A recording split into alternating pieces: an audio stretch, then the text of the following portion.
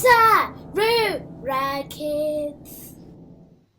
Sezvandambotaura kuti nhasi tiri kungotaura pamusoro peukama hwedu isu vechishona zvoga.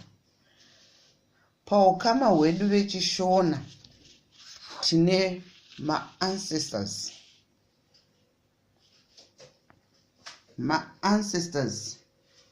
nechishona vanonzi tateguru.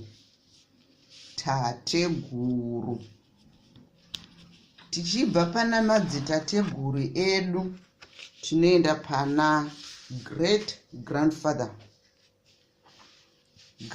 grandfather vanonzi madzisekuru. Tichibva pana great grandfather, mudzimai wagreat grandfather great grandmother vanonzi ambuya, madzimbuya, ndiwo madzimbuya edu. Tozobva todzikazve toenda kumadzisekuru edu. Ava ndivo baba vakabereka baba kana kuti baba vakabereka mai, vanonzi nechirungu grandfather. Muchishona tinovati sekuru. Grandfather muchishona tinovati sekuru. Tozoita zvakare grandmother, ava ndamai vakabereka baba kana kuti amai vakabereka amai, vanonzi grandmother, ambuya, kana kuti vari vemazuvano voti gogo. Tozobva munyika yedu yechiZimbabwe kune anonzi mapolygamous families aya aiwa anenge aina father vachiva ndivo baba, father ndivo baba papolygamous family. Vozoita inonzi first wife, baba vanotonoroora kutonochata.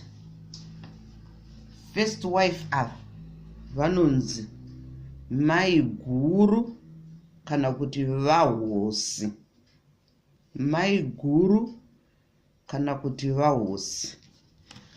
Pozoita second wife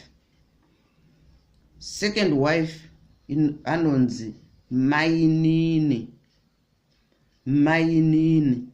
Tichiripo papolygamous family apa, ndoda kungokuudzai kuti papolygamous family baba ivava vanotenderwa kuita madzimai anosvika kana 10 remadzimai, vachitonoroora, vachitochata navo madzimai iwayo, vachitonzi ndo varidzi vomusha vepamusha ipapo. Asi papolygamous family chinhu chandoda kuti muzive ndechekuti mudzimai anokudzwa zvikuru ndavahosi, maiguru vahosi ndivo vanetenge vachitonga pamusha ipapo, vachiudza mamwe madzimai zvokuita. Tozobva tine yatinoti monogamous family. Iyi monogamous family ndo yanyanya mazuva ano, sokuti vanhu vakazozviona kuti kuita madzimai akawanda kwakanaka, asika kunonetsa kuzochengeta vana vacho, kuwanda kunenge kwaita vana neupenyu, lifestyle inenge yakunetsa yachinja. Saka vanhu vazhinji iko zvino vakuita monogamous families. Asi mapolygamous achirimo muZimbabwe. Ngatidi kuzviramba kuti arimo. Mumonogamous family munenge muchingova na father baba na mother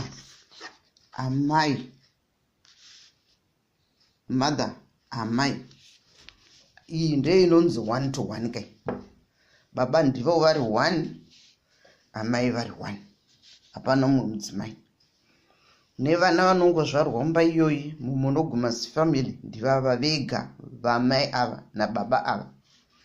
Asi vana vanozvarwa mupolygamous family vanenge vari vana vahosi, vana vaamainini, vana vavamwe mainini, vana vavamwe maininizve, vana vavamwe maininizve.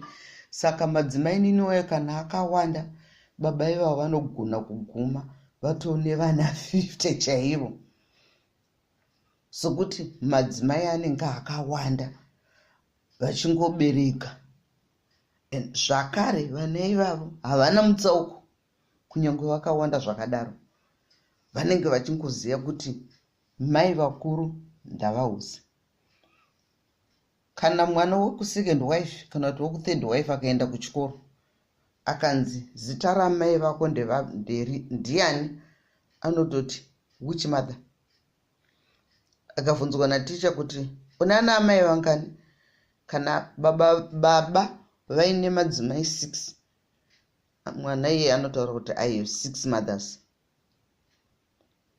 Kureva kuti ari kubva mumhuri ine vana madzimai matanhatu 6 mupolygamous.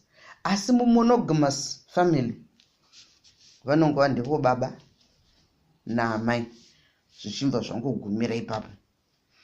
Saka iye nhasi ndamboti baba ava naamai ava vane mhuri yavo mumonogamous family. Sokuti tichazoda kutaura muzvirongwa zvinoenda mberi pamusoro peukama huchiuya kuvana.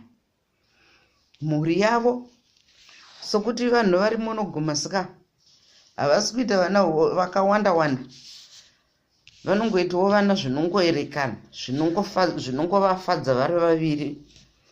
Toti pakubvumirana kwavo baba namai vava vakabvumirana kuti isu ndofunga tikaita vana vedu vana 4 tinenge tatokwana. Saka vane dangwe ravo. Dangwe means firstborn. Dangwe means firstborn. Dangwe ravo rinonzi Farai. Vozoita wepiri musikana anonzi Chipo. Vozoita wetatu mukomana zvakare anonzi John. Vozoita gotwe ravo anonzi Maria.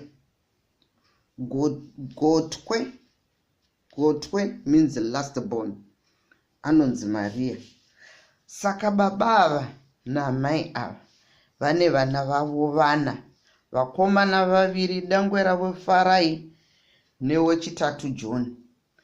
Vana vavo vasikana 2, wechipiri anonzi Chipo nerugotwe rwavo runonzi Maria. Muzvirongwa zvinoteera ndenge ndichida zvino kuzokuudzai kuti ivo vana ava Farai naChipo naJohn naMaria, ukama hwavo huchipfekerana hwakaita sei kuenda kumberi uko kwataita tree yedu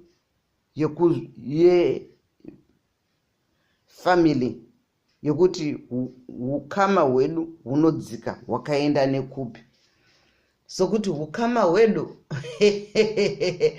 hunopfekana hugopfekana zvokuti pokupedzisira pamusana pekuti madzitateguru edu airoora madzimai akawanda, vamwe achitoroora 10 remadzimai, vana vaitoguma vazowandisisisa vagozoguma vaakubisa mombe dzeucheka ukama vachiroorana pachavo paukama.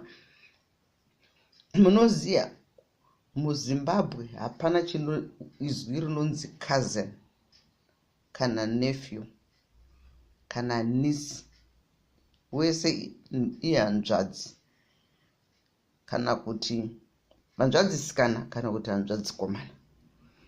Saka tinongoti mukoma wangu hanzvadzikomana, hanzvadzisikana.